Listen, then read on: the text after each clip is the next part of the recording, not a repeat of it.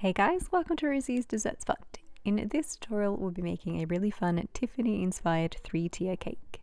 You'll need a 4, 6 and 8 inch cake. Here I've taken my 4 inch, just leveled it, torted it, and now I'm filling it with some buttercream. The recipe for this will be listed in the description box below and also in the eye icon up top.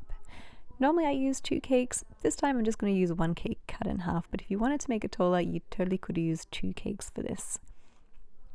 Create a thin layer of frosting all around your cake, and then smooth it out with your frosting scraper.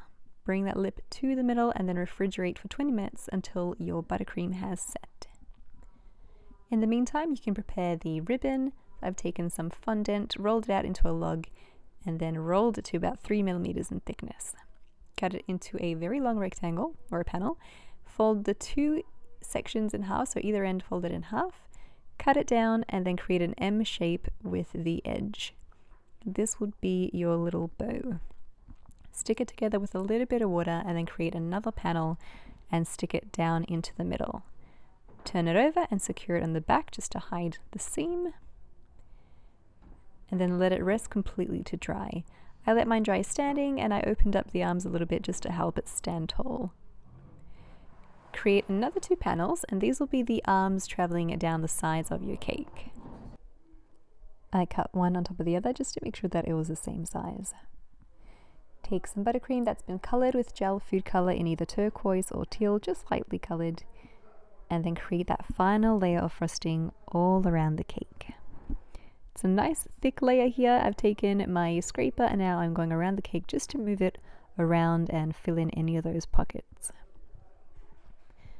Again, bring the lip of frosting to the middle and then take a little skewer or a toothpick, stick it to your frosting smoother, and then go around the cake, making sure that it reaches about 2 centimeters down from the top.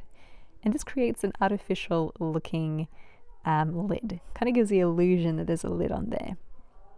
Stick the panels onto the side of the cake and cut them down towards the middle. You can let them touch all the way if you like as well. I just left a little space in the center for my bow to stand in. You can secure it on there with some buttercream.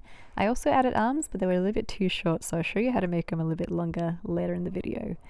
Take an 8-inch cake, cover it with the same colored frosting, smooth it out, and then take a super tiny round piping tip. I believe I used a number 3 or number 2 here. Fitted the bag with some white buttercream and then just going all over the cake with this corneli lace effect.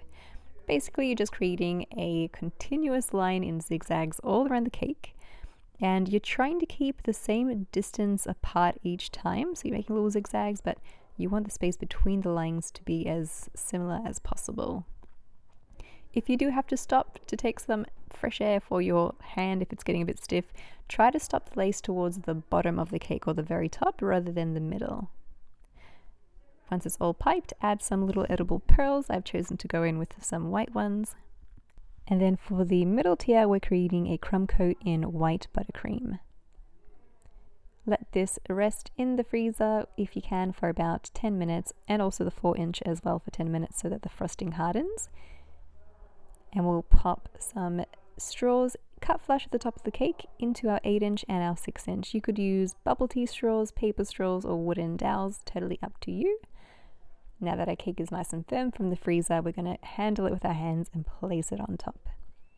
Repeat the process again with your 6-inch and then pop the 4-inch on top. For the arms, I've taken longer panels of fondant and I've just folded them into an M shape on one side and cut out an inward pointing triangle at the bottom.